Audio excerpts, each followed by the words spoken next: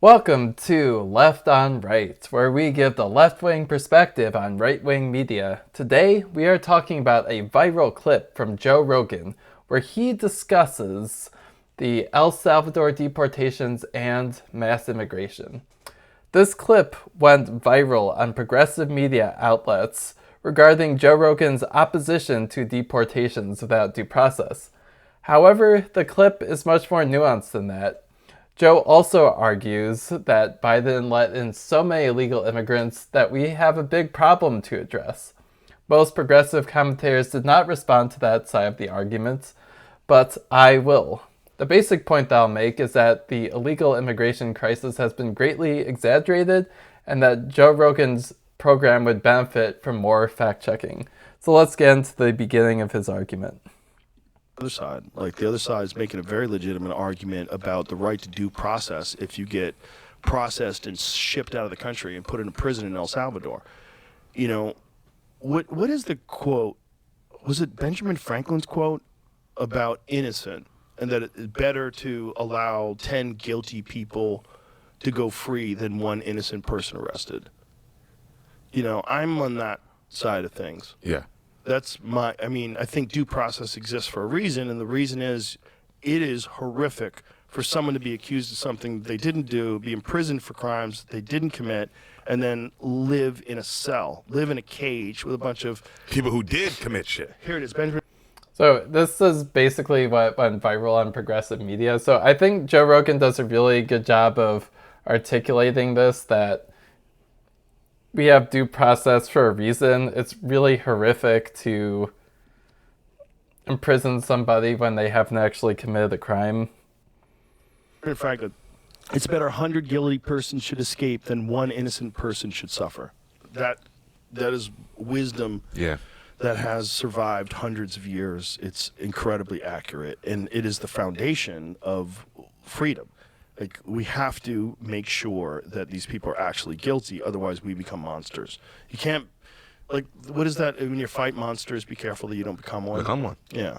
So I totally agree with him here. Due process is the foundation of freedom, and it's really important. I think another thing that's kind of interesting historically is a lot of the core values of the government weren't supported by everybody during the American Revolution and are still not supported by everybody. So what I'm talking about in particular is there's a lot of people in the US who were still supportive of the idea of monarchy because they had come from England where there was a monarch, and in some ways that's pretty reasonable. And then even now there's a lot of people who have tendencies to support an authoritarian leader. So all these founding principles of the US, they're supported by a lot of people, but it's not like everybody supports them. And it's very important that we have to continually renew our commitments to educating people about these core principles of our government and why they're important. So I appreciate that Joe Rogan really digs into that and talks about it. Yeah. It's very important. It's very important. You know, you can't do that. But also you also have to deal with the fact that the current administration is dealing with the past administration allowing known gang members and terrorists to go right through the border. So this is going into the second half of the argument. This really wasn't covered that much in progressive media, but I think if we're trying to come to a mutual understanding about this issue, it's really important to talk about this. So I think the first thing I'll say is I've been trying to fact check what he's saying here, and it's really not super clear to me what he is referring to specifically. So it's true that there's a lot of people crossing the border. I think the first thing I'd like to bring up is at the end of the Biden administration, there was a bipartisan bill that was planning to significantly expand the border protection, $118 billion bipartisan security bill. And Trump basically said, I don't want that bill to happen. I want to run on the issues of the border. So this just gets glossed over. You know, Joe Rogan's basically asserting that Biden was weak on the border, but lots of people were turned away and lots of people were deported during the Biden administration. So it's not really fair to say that Biden just let in tons of criminals willy-nilly. And I'm not sure why that's not getting talked about more here. Checked that a lot of them they know got through. They don't know the exact numbers, but they know there's millions and millions of people illegally just walk through unchecked, and a bunch of them have to have criminal records. A bunch of them have to be dangerous, and we've seen crimes that have been committed. So I mean, this is an interesting point from him. So the main thing that is motivating the progressive / left side of this debate is that there's a lot of studies which are showing that people who are in this country illegally commit other crimes at lower rates than people who are born domestically. So it is true when you've got a really large number of people, there are going to be some who are violent or committing other crimes, but that's not to say that that's a larger percentage than in the natural population, and the overall level of criminality isn't super high. So that's basically what people are saying here. And then another thing that really complicates this discussion is in terms of immigration, there's lots of different ways that can happen. So you can have people who are coming to this country to seek asylum, and then they're let into the country while their asylum request is being processed. So that's one important component. And then you also have people who overstay their visas. You have people who are legitimately crossing the border at non-checkpoints. And so there's a lot of different things going on. So it's not exactly clear what he's referring to here. And I think another thing is a lot of the arguments that he continues to give are based on isolated cases and not statistics. And if you're somebody who's a victim of a crime, you're going to be unhappy regardless if it was a illegal immigrant or not. And basically the flip side of this is also that the people here who are otherwise law-abiding are contributing significantly to our economy. He kind of denigrates this, but there's a lot of farm work where people who are here illegally are contributing a substantial amount to our agriculture. And so, if you just got rid of all those people, we'd have like a 30 to 50% deficit in the number of workers who need to harvest our food. So if you're serious about addressing this, you really need to have a clear plan for how we're going to fill all the jobs that illegal immigrants are currently holding within our country. It doesn't help anybody on the progressive side to deny the fact that that's a real problem. And if it happens to your family, God forbid, I don't want it to happen to anybody's, but if it does, you will feel a sting of regret if you supported that, unlike anything you've ever experienced in your life. You'll be like, it's one of those things where to support one side of this, you have to deny some basic human values. Either way, to support just rounding people up and just assuming they're all gang members. I'm not saying they're doing that, but so that's it's interesting he phrases it that way. The contention from the court filings is basically that that's happening. So if you think about the Trump administration had a mandate to deport a lot more people, and so the level of scrutiny when finding people to deport has gone down significantly. So one of the fallacies that's been going around this is that the Biden administration wasn't trying to deport the violent criminals, but in fact they were, and there were lots of deportations. So it's not like there's this huge store of people who are violent criminals in the US. So Trump basically ran on that, but that's not true. So then there is the situation where people have some random accusation that's not substantiated, and then they round them up and deport them to El Salvador. So something like 70% of the people on the most contentious 3 flights of deportations to the El Salvador mega prison slash prison camp didn't have any violent crimes on their record. So that, I mean, Joe Rogan's saying, oh, maybe this isn't happening, but based on the evidence, it is highly likely that that is happening. And as he says, it's a worst case scenario. I agree, but that is basically what's happening, which sucks. This is the worst case scenario, right? Yeah.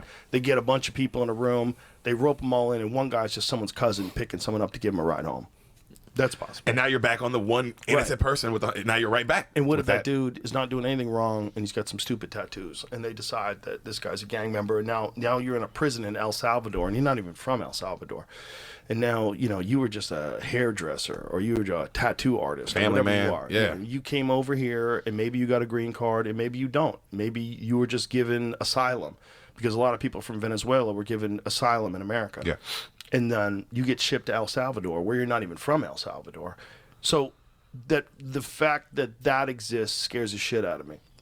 Yeah, I totally agree with Joe Rogan here. So let's just move on to some of his arguments here.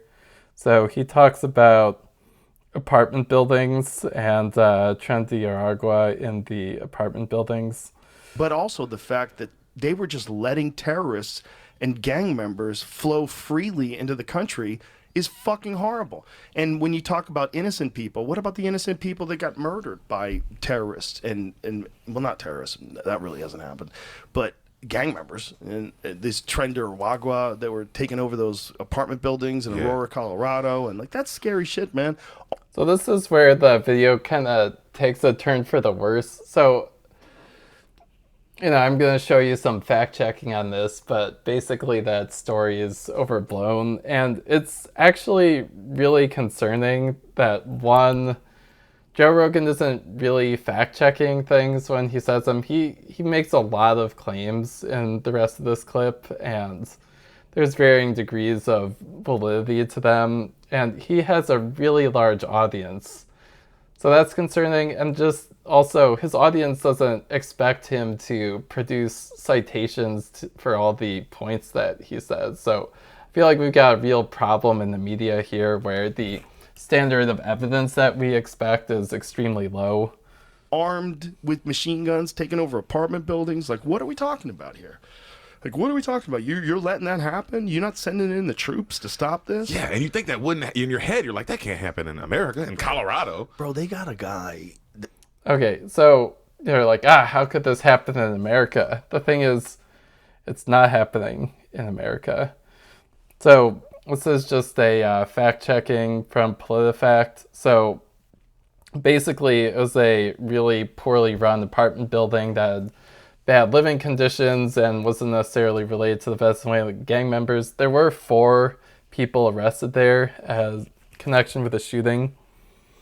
So, you don't necessarily know 100% exactly what's happening here, but like a basic fact check says that this was not what he's saying. So you can take a look at this in more detail, but that's just to point that out that that's, not really what's happening. That had done that in California, and they refused to deport him because they said that California is a sanctuary state. They're like fighting to keep a known gang member free in America.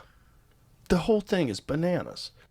So, I mean, it's interesting he says the whole thing's bananas, but so I was looking into this one too. So there's this this basically seemed to originate from this New York Post article. So Tren de Aragua gangbanger captured in California was previously deported cross-border 3 times despite multi-state rap sheet.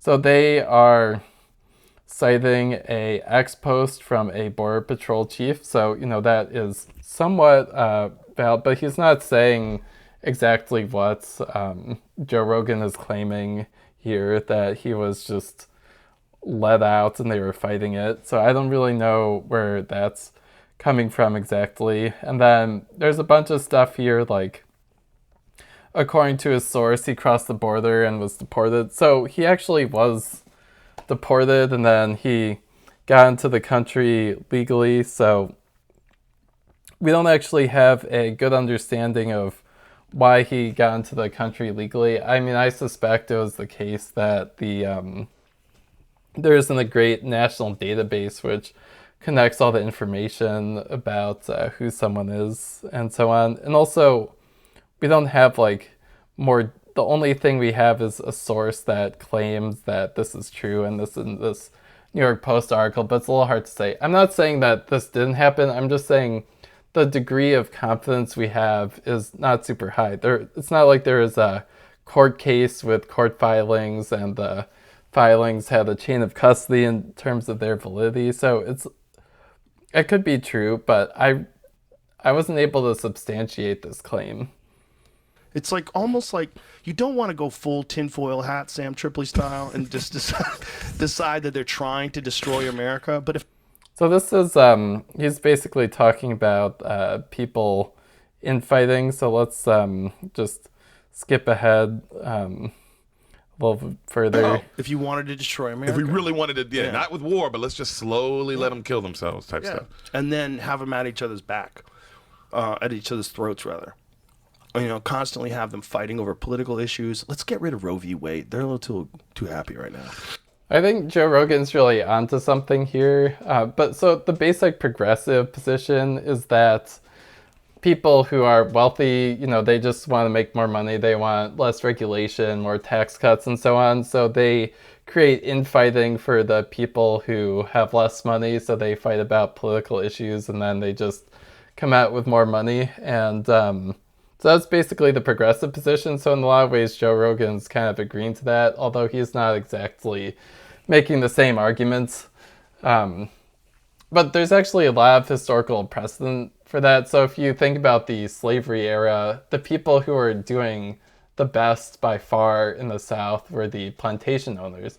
But then you had the poor black people and the poor white people. And a big component of racism was to pit the poor black people and the poor white people against each other so that they wouldn't recognize that they're both getting ripped off by the rich landowners. And so, I think Joe Rogan's got a good point that people who are on the richest side of the spectrum benefit substantially from having infighting between the people who have less money. So, I totally agree with that point from him. So now let's skip ahead a little bit. There's a lot of discussion here. Wanted to destroy society and make it worse, what would you do? You bring people in from a third world country, don't have them change anything, financially incentivize them to be there, give them free money while you're not helping the poor people in America. So this is another claim that's not accurate. So there's a couple things to break down here. So this is basically about giving government benefits to poor people in America. So there's two things. So for most federal benefits, you need a valid Social Security member. So immigrants living here illegally aren't eligible for those programs. But then there's another component, which is the state and local programs, but those are available to everybody. So if you're going in California, there's more state and local programs for food and stuff like that if you're poor. So some money is going to people who are here illegally, but California made the choice that it's better to just serve poor people regardless of their immigration status. And yeah, I mean, you're going to be giving some money to people who are poor, but it's not like those people aren't contributing at all to our country. They're still paying sales tax. They're still paying other taxes potentially. So, this really just not a fair argument. I'm not sure where he's getting that. They were giving them debit cards, free housing, free food, putting them up in the Roosevelt Hotel in New York City. Why, you old shit? If you wanted to destroy society, that's how you would do it. So I took a look into the New York City and Roosevelt Hotel situation. So that's basically this hotel's serving as a center point for processing people who have asylum claims or otherwise here illegally. And so, yeah, you have to put them somewhere. And then there's a whole big thing about how there's some gang members affiliated with that. And I was really only able to find that in the New York Post. And so I'm not 100% sure how accurate that is, but I mean, I'd be open to hearing more evidence on that topic. That's how you would do it. I mean, that sounds You would just keep like it's doing working. like it's going in that direction. Yeah. So the problem with things that are going in a radical direction, and then there's an overcorrection. So the overcorrection is lack of due process. The overcorrection is like round them all up, ship them to jail. Like that's like some things that you say when you're not thinking things through. Like, what do you do about all the criminals? Take them all, fucking send them to El Salvador. Yeah. What about due process? No, fuck that. But here's the problem with fuck that. What if you are an enemy of, let's not say any current president. Let's pretend we got a new president, totally new guy in 2028. And this is a common practice now of just rounding up gang members with no due process and shipping them to El Salvador. You're a gang member. No, I'm not. Prove it. What? I got to go to court. No, no due process. That's Right? dangerous, Joe. That's dangerous. dangerous. That's dangerous. That's dangerous. We got to be careful that we don't become monsters. Well, So I mean, Joe Rogan's really good at articulating these things clearly and in a way that's going to be acceptable to his audience. So I totally agree. I mean, I think I was making a point in earlier on my videos that one of the key things that the left is contending is happening here is that Trump is trying to get you used to the idea that you can just round people up and deport them with no due process. And he, is also talking about, maybe we should deport some of our, homegrown U.S. citizens to other countries as a punishment as well. So, it's, from my perspective, it's getting pretty bad. And I appreciate that Joe Rogan's really highlighting, what's happening here. And he makes a strong argument that's going to be, makes sense to a more conservative audience. That's also what I'm hoping to do. So I just want to do a few other things. So talking a lot about like sanctuary cities and so on. So this study is basically arguing that sanctuary policies reduce deportations without increasing crime. And that's one of the core contentions of what's happening here. These sanctuary cities, it's lawless. Here's the thing though, if people are breaking the law, the normal processes of pursuing criminals are still applying. And if you accept the idea that the statistics show that people who are here illegally commit other crimes at a lower rate, then you wouldn't actually get an increase in crime per capita if you have illegal immigrants in the city. And then some of the advantages of the sanctuary policies is that people who are here illegally are able to seek out various resources like getting a driver's license, registering their car, going to the hospital and so on. And so that's a net benefit to society. But anyways, I thought this was a really interesting video from Joe Rogan, and also that the progressive reactions to this video didn't really capture the core of the argument that Joe Rogan was trying to make. So I really appreciate that he is advocating much more strongly for due process relative to the Trump administration in this case. And I hope that we'll get to a better spot in this and that you found this video interesting. So thank you very much to listening to Left on Right. If you thought this was interesting, please thumbs up the video, subscribe, and share this video. Thank you very much for listening, and I will see you next time.